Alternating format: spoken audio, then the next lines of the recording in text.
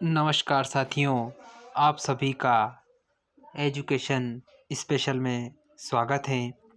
साथियों, education special channel के माध्यम से आपको कक्षा 9वीं के सामाजिक विज्ञान के पार्ट फर्स्ट लोकतांत्रिक राजनीति में पहले 5 वीडियो में अपलोड कर चुका हूं, पार्ट 1 से लगाकर पार्ट 5 तक।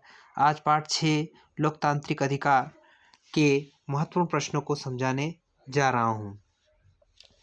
पूरे वीडियो को ध्यान से देखेंगे और प्रश्न उत्तर को समझेंगे।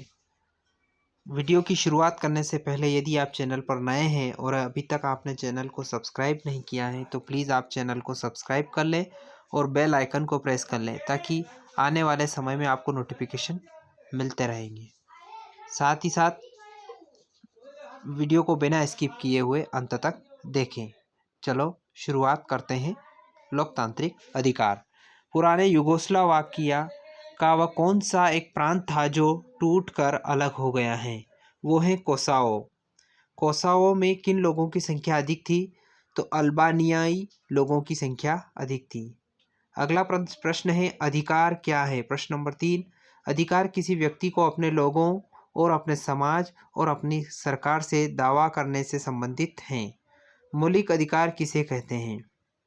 हमारे जीवन के लिए बुनियादी रूप से जरूरी अधिकारों को विशेष दर्जा दिया जाता है, इसे मौलिक अधिकार कहते हैं। भारत के संविधान की एक महत्वपूर्ण बुनियादी विशेषता क्या है? तो वो महत्वपूर्ण विशेषता है मौलिक अधिकार।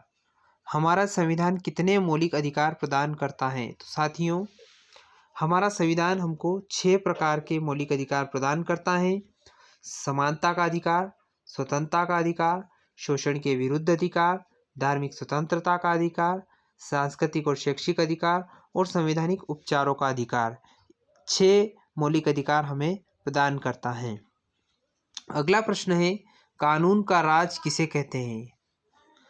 किसी व्यक्ति का दर्जा या पद चाहे जो हो, सब पर कानून समान रूप से लागू होता है, उसे कानून का राज कहते हैं। समानता का अधिकार का क्या मतलब है? समानता का मतलब है हर किसी को ज़रूरत का ख्याल रखते हुए समान व्यवहार करना। समानता का मतलब है हर आदमी को उसकी क्षमता के अनुसार काम करने का अवसर उपलब्ध हो, उसे समानता कहा जाता है। संविधान ने छुआछूत को दंडनीय अपराध घोषित किया है, क्यों? यहाँ भारतीय समाज में छुआछूत का मतलब कुछ खास जातियों के लोगों के शरीर को छूने से बचना भर नहीं है। यह उन सारे सामाजिक मान्यताओं और आचरणों को भी गलत करार देता है जिसमें किसी विशेष जाति में जन्म लेने भर लोगों को नीची नज़र से देखा जाता है अथवा उनके साथ अलग तरह का व्यवहार किया जाता है। इसलिए संविधान ने छुआछूत को दंडनीय अपराध घोषित किया है। भारतीय संविधान ने प्रत्येक नागरिक को किस तरह की स्वतंत्रता दी है? तो भारतीय संविधान ने प्रत्येक नागरिक को कई तरह की स्वतंत्रता दी है, जिसमें से कुछ मैं वीडियो में बताऊंगा आपको। अभिव्यक्ति की स्वतंत्रता, संगठन और संघ बनाने की स्वतंत्रता, शांतिपूर्ण ढंग से जमा होने की स्वतंत्रता, देश में कहीं भी आने और जाने की स्वतंत्रता, देश की किसी भी भाग में रहने और बसने की स्वतंत्रता, कोई भी काम करने, धंधा चुनने और पेशा करने की स्वतंत्रता दी गई हैं। हमारे लोकतंत्र की एक बुनियादी विशेषता लिखो। तो अभिव्यक्ति की आज़ादी। हमारे लोकतंत्र में सभी को अभिव्यक्त करने की आज़ादी है। अभिव्यक्ति की आज़ादी में क्या क्या शामिल है? अभिव्यक्ति की आज़ादी में बोलना, लिखना और कला के विभिन्न रूपों को व्यक्त करना शामिल है। कानूनी आधार पर होने पर सरकार या पुलिस अधिकारी किसी नागरिक को गिरफ्तार कर सकता है। इसके लिए उन्हें किन नियमों का पालन करना पड़ता है? कानूनी आधार पर सरकार या पुलिस अधिकारी किसी नागरिक को गिरफ्तार कर सकता है। इसके लिए कुछ नियमों का पालन करना पड़ता है। पहला, गिरफ्तार या हिरासत से लिए गए व्यक्ति को उसकी गिरफ्तारी और हिरासत में लेने के कारणों की जानकारी। गिरफ्तारी या हिरासत से लिए गए व्यक्ति को सबसे निकट के मजिस्ट्रेट के सामने गिरफ्तारी के 24 घंटे अंदर प्रस्तुत करना और ऐसे व्यक्ति को वकील से विचार विमर्श करने और अपने बचाव के लिए वकील रखने का अधिकार होता है। संविधान ने खास तौर पर जिन 3 बुराइयों का जिक्र किया है और जिन्हें गैर कानूनी घोषित किया गया है वो क्या है, बताइए। पहला है संविधान मनुष्य जाति के अवैध व्यक्ति का निषेध करता है।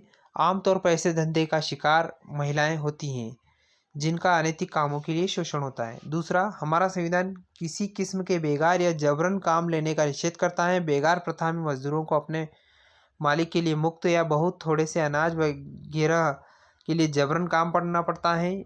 जब यही काम मजदूर को जीवन भर करना पड़ता है तो उसे बंधुआ मजदूर कहते हैं। और तीसरा, संविधान बाल मजदूरी का भी निषेध करता है। किसी कारखाने, खदान या रेलवे बंदरगाह जैसे खतरनाक काम में कोई भी 14 वर्ष से कम उम्र के बच्चों से काम नहीं करा सकता है। एक धर्मनिरपेक्ष देश का नाम बताओ, तो वो देश है भारत। धर्मनिरपेक्ष शासन क्या है? धर्मनिरपेक्ष शासन वह है जहाँ किसी भी धर्म को आधिकारिक धर्म मान्यता नहीं होती। किस प्रकार सरकार किसी धर्म या धार्मिक संस्था को बढ़ावा देने या उसके रख रखाव के लिए कर देने के लिए किसी व्यक्ति को मजबूर नहीं कर सकता। धर्मनिरपेक्ष शासन का मतलब किसी एक धर्म का पक्ष लेना या उसे विशेषाधिकार देना भी नहीं है। नहीं ही ऐसा शासन किसी व्यक्ति को उसकी धार्मिक मान्यताओं के कारण सजा दे सकता है या उसके साथ भेदभाव कर सकता है। इसी प्रकार सरकार किसी धर्म या धार्मिक संस्था को बढ़ावा देने या उसके रख रखाव के लिए कर देने के लिए किसी व्यक्ति को मजबूर नहीं कर सकता। अल्पसंख्यक को अपने किन हितों की संरक्षण की जरूरत होती है? तो भाषा, संस्कृति और धर्म के विशेष संरक्षण की। हमारे देश की न्यायपालिका किससे स्वतंत्र रखा गया है? सरकार और संसद से। एक महत्वपूर्ण संवैधानिक अधिकार लिखो। चुनाव में वोट देने का अधिकार। संविधान अल्पसंख्यकों को किन किन अधिकारों को स्पष्ट करता है? संविधान अल्पसंख्यकों के सांस्कृतिक और शैक्षिक अधिकारों को स्पष्ट करता है। संवैधानिक उपचार का अधिकार किसे कहते हैं? हमें उपर्युक्त अधिकारों को लागू करने की मांग करने का अधिकार है। हमारे पास उन्हें लागू कराने के उपाय हैं। इसे संवैधानिक उपचार का अधिकार कहते हैं। दक्षिण अफ्रीका के संविधान में नागरिक को कौन कौन से नए अधिकार मिले? तो अधिकार जान लेते हैं। पहला है निजता का अधिकार। इसके अनुसार नागरिक और घरों की तलाशी नहीं की जा सकती, उनके फ़ोन टैप नहीं किए जा सकते, उनकी चिट्ठी पत्र को खोलकर नहीं पढ़ा जा सकता। पर्याप्त आवास पाने का अधिकार। पर्यावरण का अधिकार। ऐसा पर्यावरण पाने का अधिकार जो नागरिकों के स्वास्थ्य और कुशल क्षेम के प्रतिकूल न हो। स्वास्थ्य सेवाओं, पर्याप्त भोजन, पानी तक पहुंच का अधिकार। किसी को आपात चिकित्सा देने से इनकार नहीं किया जा सकता। किस कारण डॉक्टर अंबेडकर ने संविधान उपचार के अधिकार को हमारे संविधान की आत्मा और हृदय कहा है? लास्ट प्रश्न है इस चैप्टर का और बहुत ही महत्वपूर्ण प्रश्न है, पूछा जाता है परीक्षा में कि संवैधानिक उपचार का अधिकार अन्य अधिकारों को प्रभावी बनाता है।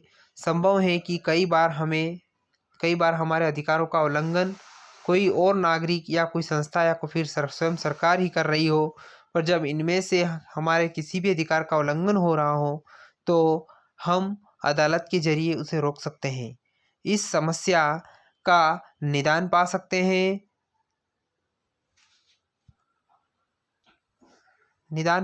हैं।